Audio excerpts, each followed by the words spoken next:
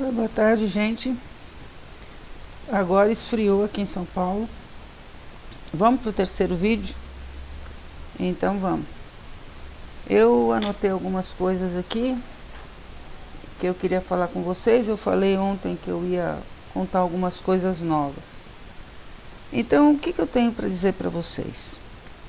Durante os vídeos é óbvio que vai ter gente que vai concordar, vai ter gente que vai discordar, vai ter gente que vai falar o que ela está fazendo aí. Eu não me incomodo, gente. Aliás, eu prefiro que discorde. E vou dizer para vocês por quê. Todo governo, eu vou dar um exemplo na política.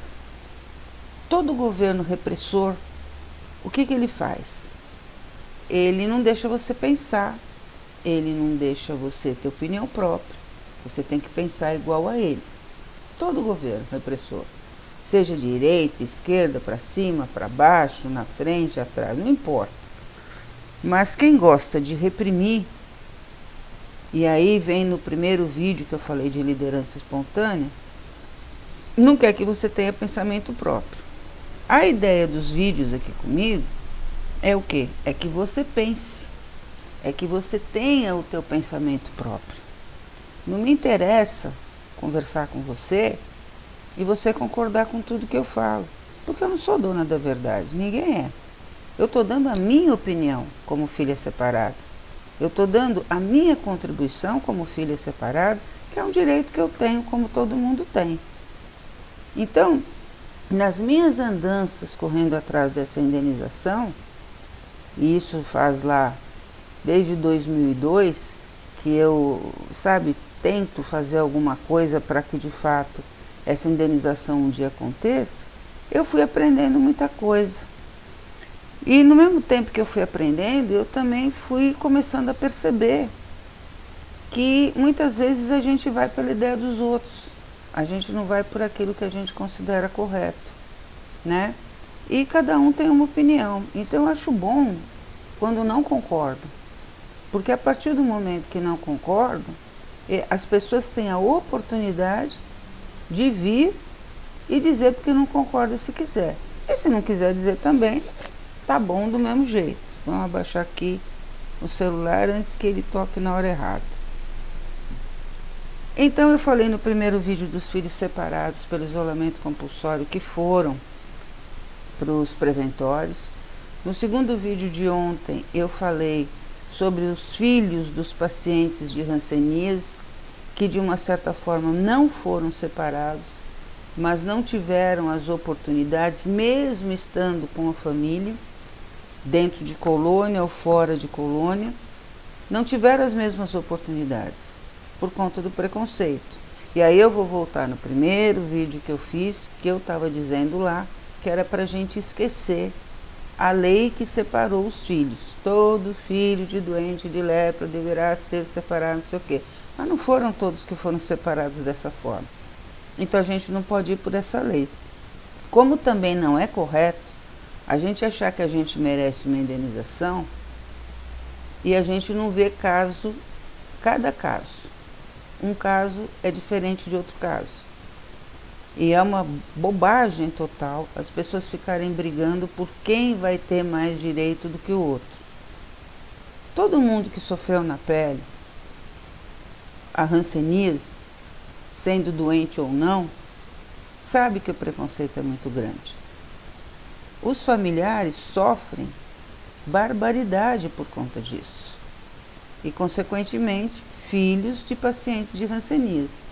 Então, estou começando a chegar à conclusão que a gente não tem que falar indenização dos filhos que foram separados. Eu acho que o mais correto, hoje, depois de observar tantos casos, que o mais correto é a gente dizer filhos de pacientes de hanseníase. Por quê? Porque efetivamente não tiveram a mínima condição de uma inclusão na sociedade como filho de qualquer outra família que não tivesse a hanseníase, uma doença tão estigmatizada como fator preponderante dentro de casa.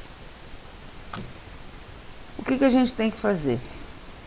Eu acho que para a gente superar tudo isso, e o objetivo dos meus vídeos é exatamente esse, que a gente se una, que a gente comece a se ligar mais, eu acho que a gente não pode mais vibrar nessa sintonia de necessidade. Ah, porque eu preciso.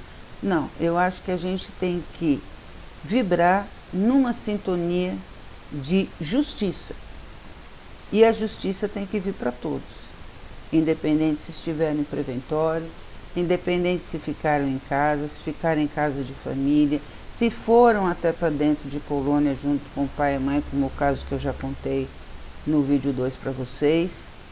De qualquer forma, a questão principal é que o governo federal, junto, depois, porque passou essa tutela para os governos estaduais, mas o governo federal não fiscalizou em nenhuma hipótese, e também nem não fiscalizou, ele não se incomodou em nenhum momento com o que ele fez com as pessoas que tinham hanseníase e, consequentemente, se ele não se preocupou com as pessoas que eram doentes, colocando uma grande maioria delas dentro de colônias, obviamente ele não se preocupou com essas famílias, em nenhum aspecto.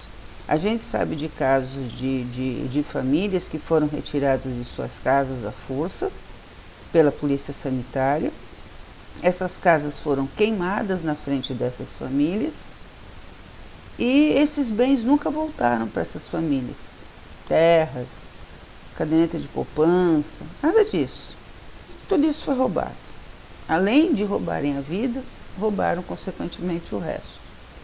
São muitas justiças que têm que ser feitas na questão da hanseníase.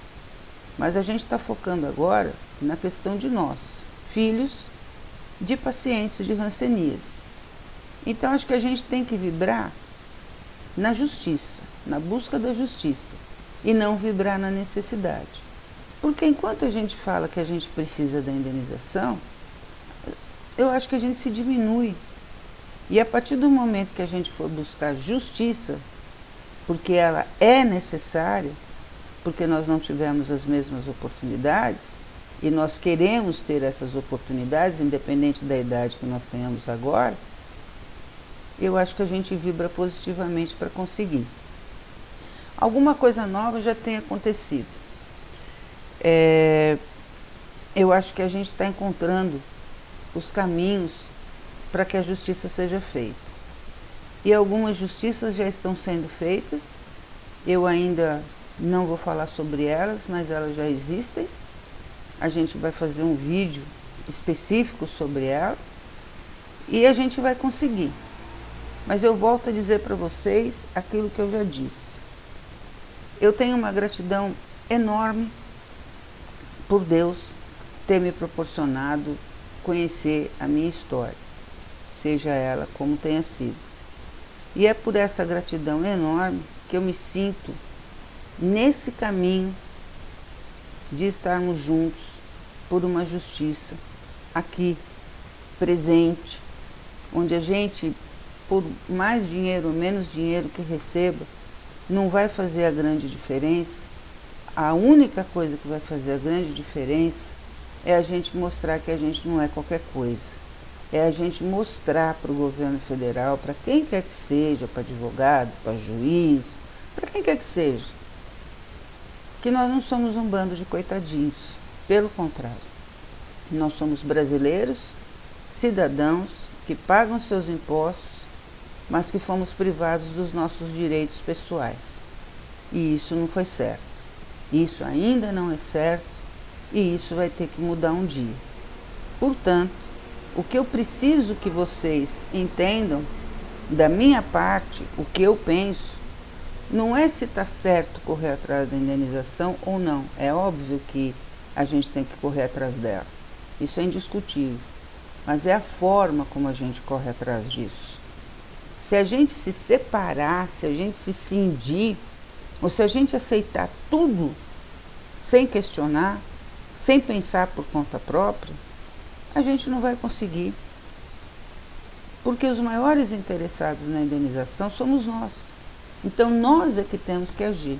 Nós é que temos que tirar, a poupança da cadeira e correr atrás com as nossas próprias ideias, com aquilo que o nosso coração está mandando a gente fazer, independente do que seja. O que a gente não pode é concordar simplesmente com tudo que cai, porque não é por aí. Todo mundo tem direito de ter seu próprio pensamento, todo mundo tem o direito de dizer aquilo que pensa e de fazer como considera correto. E isso se chama respeito.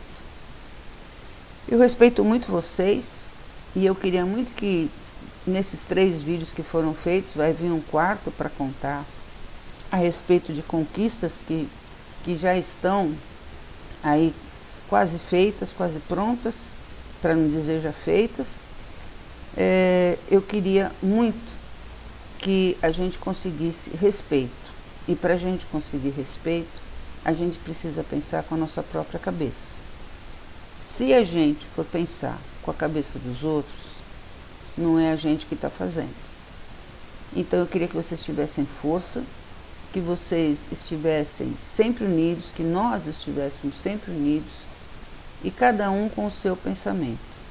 Eu quero críticas, eu não quero todo mundo concordando e aplaudindo, porque eu não estou aqui para isso. Eu não estou nessa luta para me autopromover. Não é a minha intenção. Eu sou a mesma pessoa, sempre fui a mesma pessoa e vou continuar a ser. Não teve grandes mudanças na minha vida desde que eu comecei essa luta. A única mudança que tem é de um dia para o outro. Mas a força, a vontade de acertar, continua, a vontade de somar, permanece, e é o que eu vou fazer. Ninguém vai conseguir me calar, só o dia que eu morrer. Mais uma coisinha? Eu acho que sim. Eu ontem li alguma coisa que me chamou a atenção e eu queria dizer muito para vocês essa frase para encerrar e queria que vocês pensassem nisso. Aflição e medo não mobilizam. Foi uma frase que eu falei para a Valéria ontem enquanto a gente conversava. Aflição e medo não mobilizam. O que mobiliza é certeza e vontade de fazer. A gente não precisa ter medo de nada, a gente não precisa ter medo de dizer aquilo que a gente pensa. A gente tem que ser. Um bom fim de semana para vocês, aguardem o 4º vídeo. Nesse sim, a gente vai falar mais tecnicamente as coisas que andam acontecendo, apesar de eu não ser advogada, mas tenho acompanhado, e é esse acompanhamento que eu quero expor para vocês, tá bom? Obrigada.